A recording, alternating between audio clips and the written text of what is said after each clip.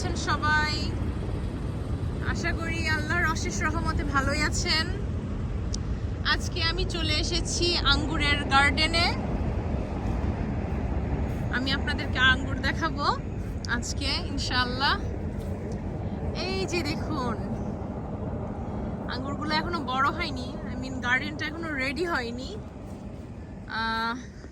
তারপরে চলে এসেছি। এই যেটা হচ্ছে কালো আঙ্গুর, যে কালো আঙ্গুর, এগুলো আরো বড় হবে।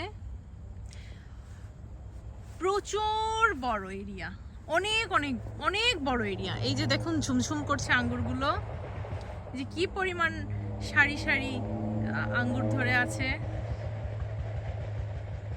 প্রচুর আঙ্গুর ধরে আছে।